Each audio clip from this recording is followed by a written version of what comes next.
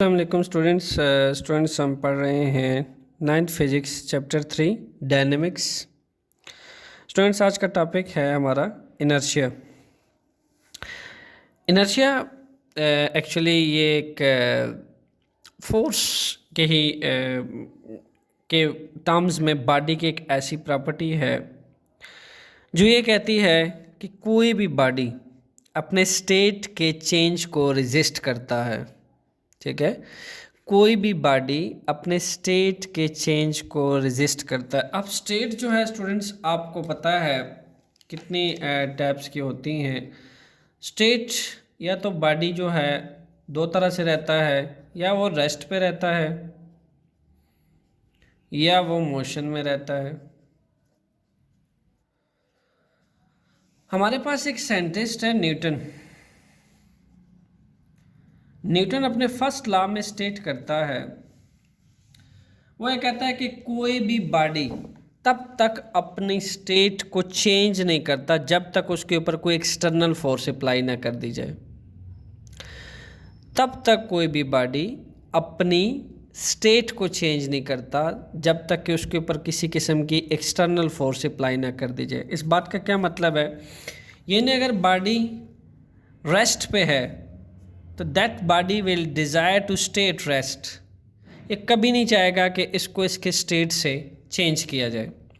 इसी तरह अगर कोई बॉडी मोशन में है तो वो बॉडी चाहेगा कि वो मोशन में ही रहे, ये कभी नहीं चाहेगा कि इसको रेजिस्ट किया जाए, इसको स्टॉप किया जाए। तो ये रेस्ट बॉडी या मोशनेबल बॉडीज़ दोनों अपनी स्टेट्स को रेजिस्ट करते हैं।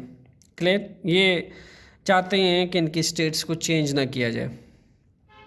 तो न्यूटन अपने लॉ में ये कहता है, फर्स्ट लॉ के अकॉर्डिंग वो ये कहता है कि जब तक आप किसी भी बॉडी के ऊपर एक्सटर्नल फोर्स ना अप्लाई कर दें, बाहर से कोई मैकेनिकल, यानी आपके हाथों से आप अप्लाई करें या पाँव से आप अप्लाई करें, जब तक किसी भी सोर्स से आप एक्सटर्नल फोर्स अप्लाई ना करें तब तक बॉडी अपनी स्टेट को चेंज नहीं करता। ये मार्कर मैंने यहाँ रखा हुआ है स्टूडेंट्स। ये मार्कर क्या अपने आप, अगर मैं इसको कहूँ कि यहाँ आओ, ये मार्कर अपने आप यहाँ आ सकता है?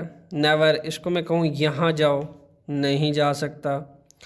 सो क्या है कि मुझे इसकी स्टेट को चेंज करने के लिए क्या करना पड़ेगा, मुझे इस पर फोर्स अप्लाई करनी पड़ेगी। क्लियर, फोर्स अप्लाई करनी पड़ेगी तब जाके ये अपनी स्टेट को चेंज करेगा। ये मैं फोर्स अप्लाई कर रहा हूँ तब जाके इसकी स्टेट चेंज हो रही है। अपने आप ये स्टेट चेंज नहीं कर सकता कोई भी बॉडी। क्लियर, ये तो था न्यूटन का स्टेटमेंट। न्यूटन के स्टेटमेंट के बाद हमारे पास बॉडी का एक प्रॉपर्टी है।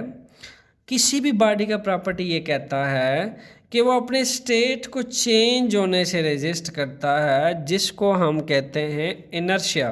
What is that? Inertia.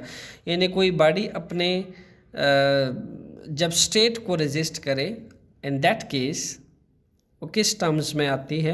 Inertia के टर्म्स में आती है। आइए कुछ एग्जांपल से इनर्शिया को आसान करने की कोशिश करते हैं।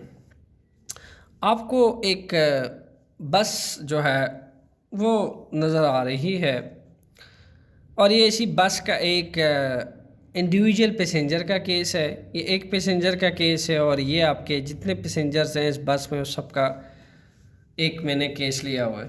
सो इसको कह देते हैं फिगर ए, इसको कह देते हैं figure B. Students, figure A में देखा जा सकता है कि जब बस पे सारे के सारे स्टूडेंट्स चढ़ जाते हैं, ये स्कूल बस है, इन दिन बस जब चलना शुरू करती है, एकदम जब स्टॉप पे रुकती है, यानी रेस्ट से मोशन पे आती है। याद रहे ये बस इस टाइम ये रेस्ट पे है, the bus is it rest. और उस बस के अंदर जो पैसेंजर्स बैठे हुए हैं 1 2 3 4 5 पैसेंजर आपको यहाँ विजिबल हो रहे होंगे स्टूडेंट्स, वो भी रेस्ट पे हैं। Clear, passengers are also at rest. So bus and passenger both are at rest. अब जैसे ही ये बस स्टार्ट की जाती है और चलना शुरू करती है, तो बस किस में चली जाती है? बस रेस्ट से मोशन में चली जाती है।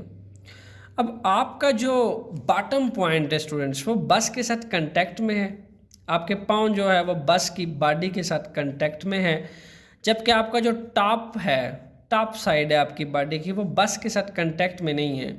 अलबत्ता आपकी जो बॉटम साइड है वो बस के साथ कांटेक्ट में है।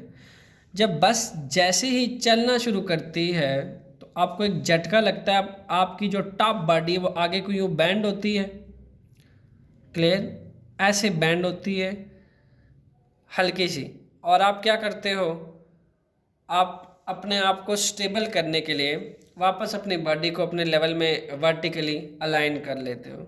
ये किस वजह से होता है? It is due to inertia. कैसे भला? देखो, सबसे पहले आप भी और बस भी दोनों रेस्ट पे थे। जब बस चलना शुरू हुई तो वो रेस्ट से किस में चलेगी? मोशन में। जबकि आप तो बस में बैठे थे, आपका जो बॉटम पाँव था, जो लेग्स थी, वो कांटेक्ट में थी बस के साथ। इट मीन्स के बस जब चल पड़ी तो आपके पाँव भी साथ साथ उसके चल पड़े, जो आपकी टॉप बॉडी थी वो उसके साथ नहीं चली, क्लियर, वो तो बस के साथ कांटेक्ट में नहीं थी, इसलिए आपको ऐसे आप होते हैं एकदम आपको यूँ झटका लगता है, आप ऐसे आगे को थोड़ा बैंड हो जाते हैं। It is due to inertia. Why it is due to inertia? Because आप अपने स्टेट को रिजिस्ट कर रहे होते हैं। उस रिजिस्ट करने के चक्कर में आपकी बॉडी टॉप साइड से बैंड हो जाती है हल्के, और थोड़ी देर बाद अपने आप को आप सीधा अलाइन कर लेते हैं। दिस इज इनर्शिया, ठीक है। यूँ कह लीजिए कि आप और बस दोनों ही रेस्ट पे थे और आप दोनों ही रिजिस्ट कर रहे थे कि आपके स्टेट को चेंज ना किया जाए। सो उसमें हमने आपके केस को लिया, आपके पाँव बस के साथ साथ मोशन में चले गए, आगे बस आगे जा रही है, आपके पाँव भी साथ आगे जा रहे, तो आपकी बॉडी हल्के से यूँ बैंड हो जाती है, बिकॉज पाँव आगे आगे जा रहे हैं, बॉडी पीछे को, क्लियर, टॉप साइड आपकी पीछे को बैंड हो गई और पाँव आगे आगे जा रहे हैं। हल्का सा जर्क लगा आपको, आप पीछे को आए, पाँव साथ आगे चले गए। अब पाँव और बस दोनों मोशन में जा रहे हैं और आपकी टॉप बॉडी थी रेस्ट पे। So your top side of the body resist the state जिस पे वो पहले थी। दैट्स वाई हल्का सा जर्क लगता है आपकी बॉडी को, clear. This is the first example जो आपके जहन में क्लिक करेगा इनर्शिया की थॉट्स को, कि इनर्शिया जो है वो कैसे जब बॉडी स्टेट में होता है तो तब वो रेजिस्ट करता है।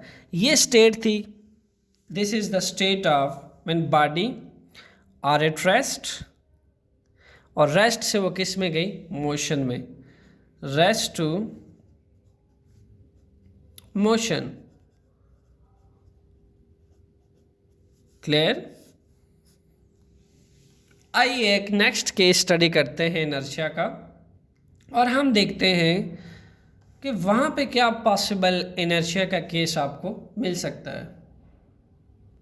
स्टूडेंट्स, जो फर्स्ट केस था उसमें बस रेस्ट भी थी और स्टॉप पे खड़ी थी, और स्टॉप से जब बस लगी चल पड़ी, एंड देन आपको हल्का सा जर्क फील हुआ और आपका टॉप साइड बॉडी का बैंड होता है, एंड आप अपने रेस्ट स्टेट को रेजिस्ट कर रहे होते हैं, जिसके चक्कर में आपका बॉडी बैंड हो जाता है, ठीक है। तो आपकी बॉडी के हल्का जर्किंग जो या बैंडिंग है आपकी, this is due to inertia, because you are resist your state, you want to stay in state of rest, clear. यहाँ पे देखिए केस नंबर 2, केस नंबर 2 क्या कहता है? This is on case number 2।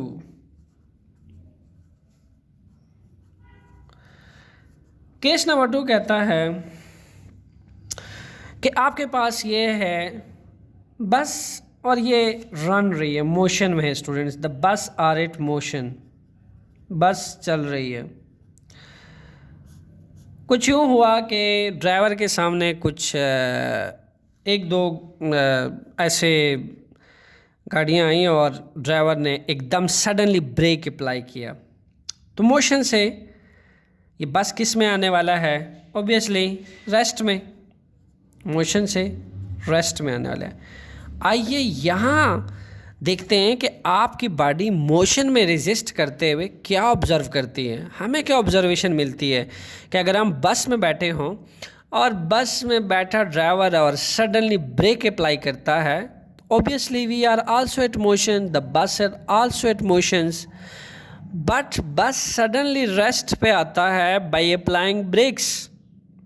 देखिए स्टूडेंट्स, ये था आपके पास केस आपका। आप यूँ खड़े हैं, क्लियर, ये आपकी स्टेट है, मोशन में जा रहे हैं। जब ब्रेक अप्लाई होता है, ब्रेक अप्लाई होने के बाद आपकी बॉडी यूँ अलाइन हुई हुई है। आपकी बॉडी टॉप साइड से मोस्टली थोड़ा सा लोअर साइड से और मोस्टली टॉप साइड से बैंड हो जाती है यूं करके। आप देख सकते हैं अपनी स्टेट्स को, आप ऐसे लाइन होते हैं, आप ऐसे को बैंड हो जाते हैं आगे को, बिकॉज बस ऐसे जा रही है, एकदम ब्रेक लग गई है। जब आपकी बस चलते चलते एकदम ब्रेक लगती है तो आपकी बॉडी यूं बैंड होती है, यूं। आप खड़े हैं बस में और आपकी बॉडी यूं बैंड होती है। अब क्या होता है इन दैट केस, ये तो था कि आप मोशन में थे, ब्रेक लगी और आपके साथ जितने भी पैसेंजर्स हैं दे आर आल्सो बैंड, यूं करके बैंड होते हैं एकदम ब्रेक, क्योंकि ब्रेक यूं लगती है, ये बस जा रही एकदम ब्रेक लगी। जब एकदम ब्रेक लगी तो आपकी top side, mostly top side से आपकी बॉडी यूं बैंड हुई और बॉटम साइड से भी बैंडिंग आपको देखी जा सकती है। इन दिन चूँकि आपका जो पैर था वो बस के साथ कांटेक्ट में है, तो बस अगर मोशन में है तो आप भी मोशन में है, जबकि आपका जो टॉप साइड है स्टूडेंट्स वो मोशन में नहीं है।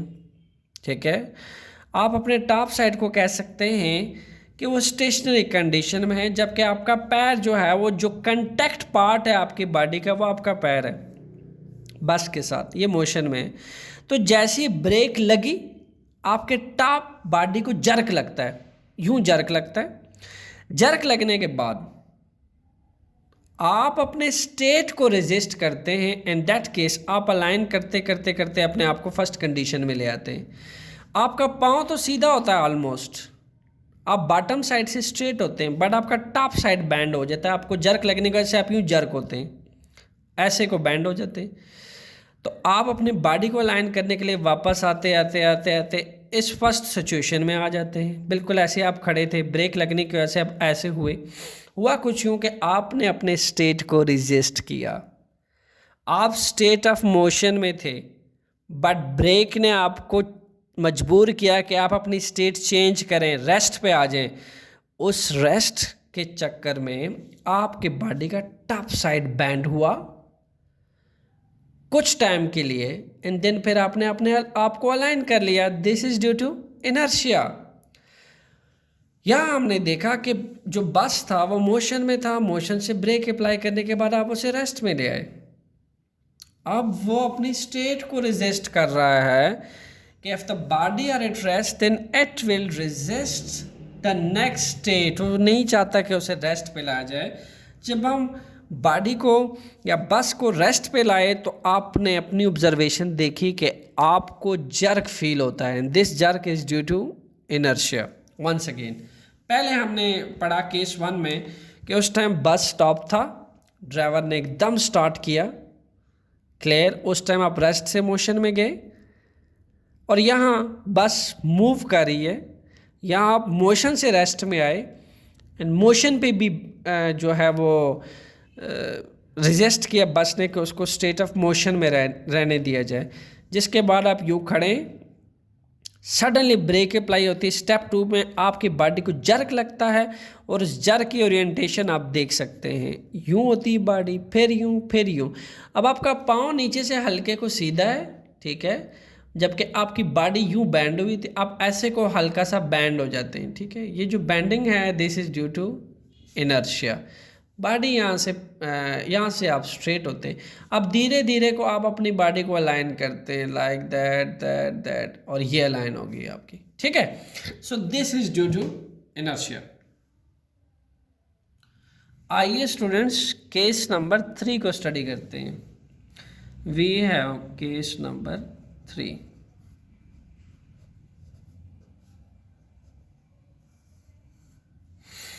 केस नंबर 3 क्या कहता है कि एक फ्रूट्स भरा दरख्त है और एक फ्रूट्स भरे दरख्त से आपने फ्रूट जब गिराना है और आप उसको चढ़ नहीं सकते तो अक्सर आप क्या करते हैं, अक्सर आप उस दरख्त को पकड़ते हैं और यूं यूं तेज़ तेज़ हिलाते हैं।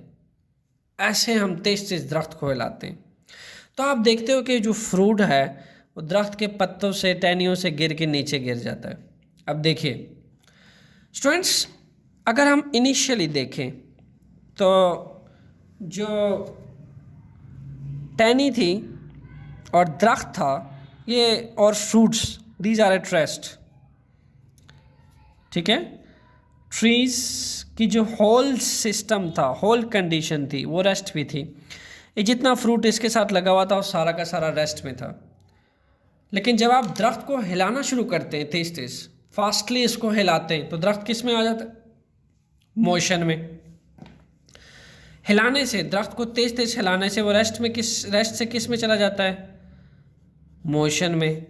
अब दरख्त की टहनी जो है वो हिल रही है, ठीक है।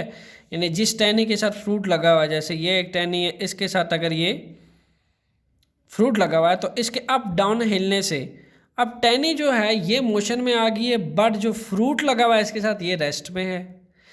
अब क्या करता है, ये फ्रूट अपनी स्टेट को रेजिस्ट करने के चक्कर में जब आप इसको तेज़ तेज़ हिलाते हैं ये गिर जाता है ट्री से। और आप देख सकते हैं ज़मीन पे बहुत सारे फ्रूट्स गिरे पड़े हैं।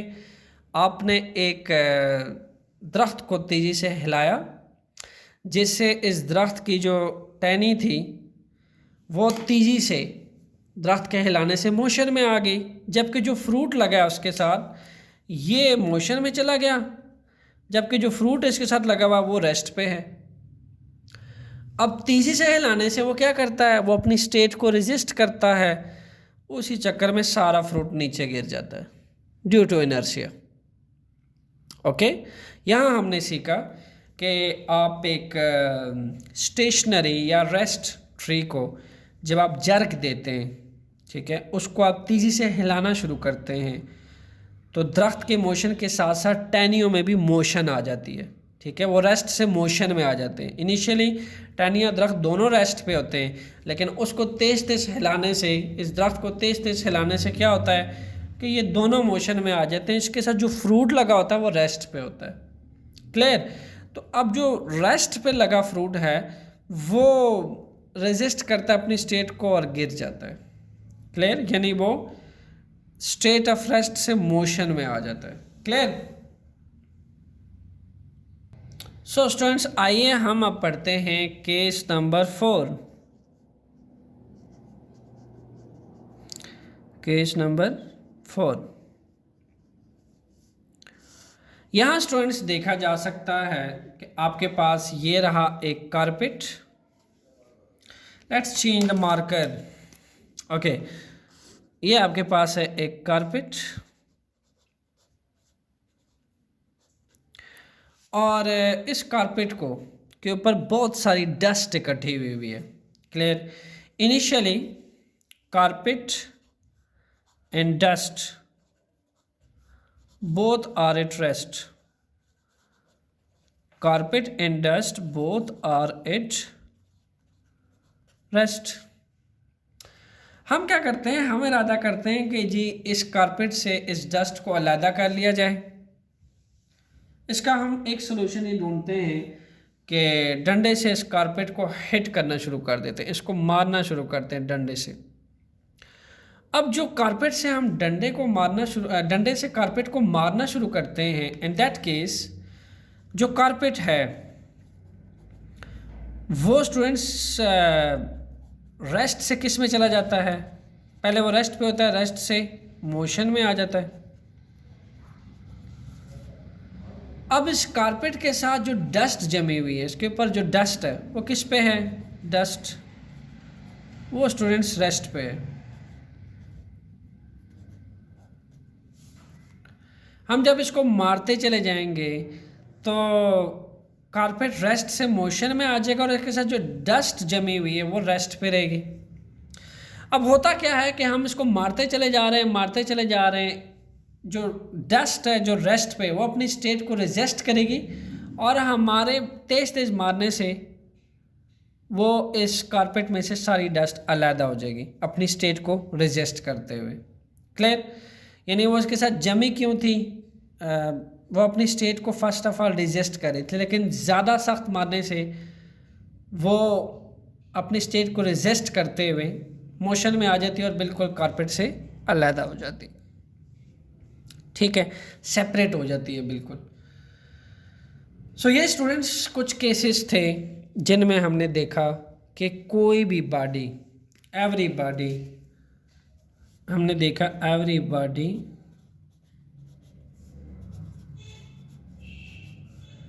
resist its state. This is actually inertia. Her body अपने स्टेट को रेजिस्ट करता है, वही तो है हमारे पास इनर्शिया। अब हम इनर्शिया को देखना चाहते हैं, एक और केस है, case number 5। Now we have case number 5। You can take all cases as the example of inertia. This is also the example of inertia. Clear? Student, देखा जा सकता है कि यहाँ एक आप जैसा एक स्टूडेंट है, वो यहाँ से टोकरी को, ठीक है, शॉपिंग टोकरी है, उसको मूव कर रहा है, करने की कोशिश कर रहा है, और यहाँ से एक स्टूडेंट है जो इस हाथी को मूव करने की कोशिश कर रहा है। देखा जा सकता है कि ये जो स्टूडेंट है ये टोकरी के स्टेट को बहुत बासानी चेंज कर रहा है रेस्ट से मोशन में। लाजमी सी बात है, टोकरी पहले रेस्ट पे होगी, इसको बासानी चेंज करते हुए किस में ला रहा है? Very easily from rest to motion. जबकि इस पार्ट बी में जो हाथी है, this is part A, this is part A, this is part B, part B में जो एलिफेंट है इसको मूव होते हुए बहुत दिक्कत हो रही है, इसको मूव नहीं कर रहा। तो स्टूडेंट्स, यहाँ आपके माइंड में क्या आ रहा है? Weight? No no no no, weight तो फोर्स होती है with which earth attract any body toward itself. Okay, mass? Yes, देखा जा सकता है कि इस टोकरी का मैस जो है that is very very small is compare to this elephant mass. चूँकि एलिफेंट का मैस कहीं ज़्यादा बिगर है इस टोकरी से, that's why part A figure में जो स्टूडेंट है वो इसको बहुत इजीली इसकी स्टेट को चेंज कर रहा है, और पार्ट बी में एक बिगर मैस के एलिफेंट में बहुत दिक्कत हो रही है इसके स्टेट को चेंज करते हुए। तो क्या ख्याल है स्टूडेंट्स, हम ये कह सकते हैं inertia depend upon the mass? Yes, एक बिगर मैस की एलिफेंट बहुत बिगर मैग्नीट्यूड में अपनी स्टेट को रेजिस्ट कर रहा है। आप बासानी इसकी स्टेट को नहीं चेंज कर सकते due to its bigger greater mass, जबकि इस टोकरी की मैस छोटी है, छोटा स्मॉलर मैस की वजह से ये अपने स्टेट को बहुत लो मैग्नीट्यूड तक रेजिस्ट कर पा रहा है, इसलिए आप उसे आसानी से रेस्ट से मोशन में ले आए। क्लियर? यहाँ पे एक बिगर मैस है, ग्रेटर मैस है, तो greater mass means greater inertia. यहाँ पे आपको 5 से 6 स्टूडेंट्स चाहिए इस सिंगल एलिफेंट को मूव करवाने के लिए। No one students can change the state of this elephant due to its greater mass. तो आप ये कह सकते हैं कि इनर्शिया, इन दैट केस आपने क्या देखा? इनर्शिया इज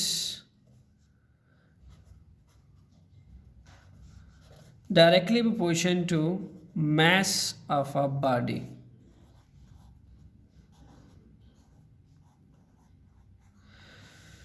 जितना ग्रेटर एक बॉडी का मैस होगा उतना ग्रेटर उस बॉडी का इनर्शिया होगा।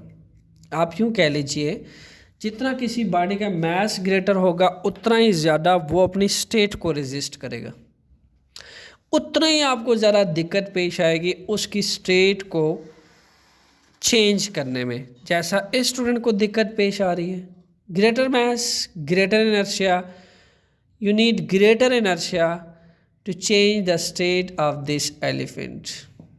Here you need small inertia due to smaller mass of this tokery. So that's why you can easily change the state of this A figure, but here you need a much inertia due to greater mass. So अब कह लिया हमने कि inertia depend upon the mass of the body. जितना एक body का mass greater होगा उतना ही ज़्यादा उस बॉडी का इनर्शिया होगा। स्टूडेंट्स, हम अब आते हैं केस नंबर 6 की तरफ।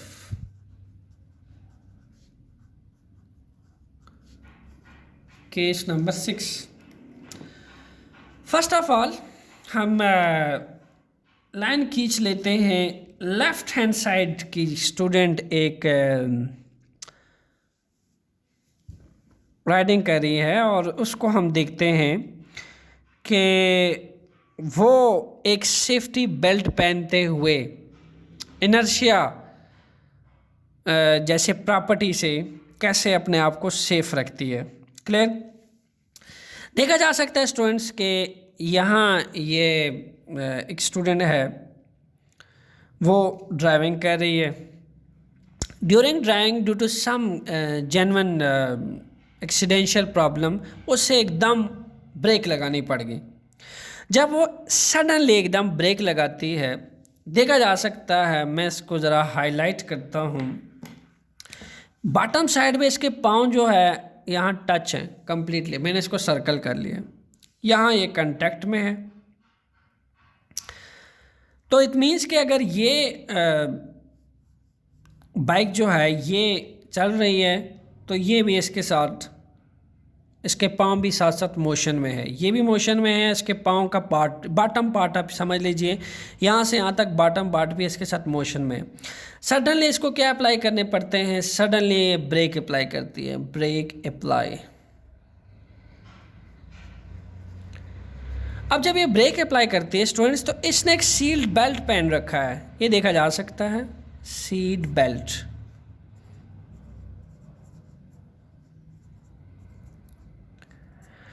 आप जब हमारे हाईवे की तरफ जाते हैं, आपका दिल करता है कि क्यों ना कार को 180 स्पीड में, 120 स्पीड में साथ दौड़ाया जाए।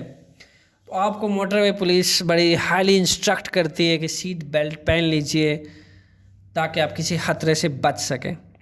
बिल्कुल ऐसे ही किसी खतरे से बचने के लिए स्टूडेंट ने सीट बेल्ट पहना हुआ है। अब होता क्या है कि सडनली जब ब्रेक अप्लाई करती है तो पहले ये इसके साथ टच है, ठीक है, सीट बेल्ट की वजह से टच है। जैसे ही सडनली ब्रेक अप्लाई होता है, इसका बॉटम पैर तो इसके साथ कांटेक्ट में है, पर इसकी टॉप साइड इनर्शिया की वजह से हल्के को बैंड होती है, बेल्ट पीछे फिर पीछे खींच लेता है। ड्यू टू इनर्शिया इसका जो टॉप साइड है वो अपने स्टेट को रेजिस्ट करता है, वो पहले रेस्ट पे होता है। इसका जो ये बॉटम साइड है ये मोशन में है और इसका जो टॉप साइड है स्टूडेंट्स ये रेस्ट पे है। यही वजह है कि जब एकदम ब्रेक लगी तो ब्रेक लगने की वजह से इसका जो टॉप साइड है वो रेस्ट से हल्का सा मोशन में आता है, हल्का सा जर्क लगता है इसकी बॉडी को, ऐसे ऐसे अलाइन हुआ होता है, हल्का सा ऐसे जर्क लगता है। चूँकि इसने सीट बेल्ट पहन रखा है तो ये बिल्कुल सेफ़ रह जाती है किसी भी एक्सीडेंशियल प्रॉब्लम से और वापस अपनी बॉडी को यूँ अलाइन कर लेती है। आइए देखते हैं एक ऐसी स्टूडेंट को जिसने सीट बेल्ट नहीं पहना, what will happen now. Same होने वाला है कि इसका जो बॉटम साइड है, इसके जो पैर हैं वो इस बाइक के साथ टच हैं और इसका जो टॉप साइड है वो ये मोशन में है, ये पार्ट इसका मोशन में है, क्लियर। और इसका जो बॉटम साइड है वो स्टूडेंट्स रेस्ट पे है, वह चलती जा रही है और सडनली ये ब्रेक अप्लाई कर देती है। और जब ये सडनली ब्रेक अप्लाई करती है, इन दैट केस इसने बेल्ट वेयर नहीं किया होता, तो देखा जा सकता है इसका बॉटम पार्ट जब सडनली ब्रेक अप्लाई करती है तो इसका बॉटम पार्ट रेस्ट पे आ जाता है ब्रेक अप्लाई करने से, क्योंकि जब बाइक रेस्ट पे आएगी तो इसका बॉटम पैर भी रेस्ट पे आ जाएगा, जबकि इसका जो टॉप साइड है वो मोशन में चली जाएगी। एंड दैट केस शीशे में से इसका सर बाहर निकला हुआ है, आप देख सकते हैं, चूँकि इसने सील बेल्ट नहीं वेयर किया, दैट्स वाई पूरा सर शीशे में से बाहर निकल जाता है। ठीक है, यानी इसका जो टॉप साइड है वो मोशन में आ जाता है। ये पहले यही साइड पहले रेस्ट पे होती है, रेस्ट से फिर मोशन में आ जाती है, and this is due to inertia. तो कोई भी सिस्टम अपनी स्टेट को रेजिस्ट करता है, स्टे रहता है अपनी स्टेट में। Is again we can say that inertia